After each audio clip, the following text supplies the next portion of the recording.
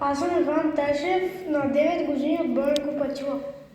Аз съм Петър Стефанов, от Бойко Патила, на 7 години и половина. Моят тренер в Бойко Патила е Ивайло Георгиев.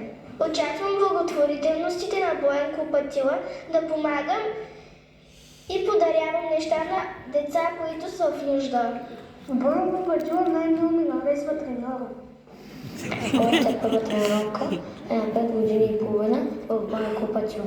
Моята мечта е да участвам в UFC, да стана най-добре.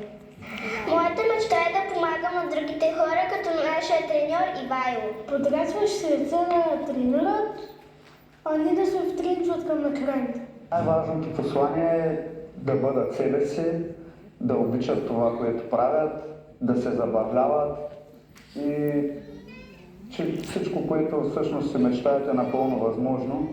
Изключително щастлив и усмихнат съм това, че тези хлапета тук. Това е мотивацията всъщност и за мен. Това е една сбъдната мечта. Първо място искам да поздравя абсолютно всички спортисти и цялата спортна гилдия на Стара Загора, тъй като Стара Загора е един изключително спортен град с невероятни треньори и състезатели. Щом аз мога, значи всеки може. Винаги съм предпочитал да гледам през призмата на доброто и през призмата на оптимизма.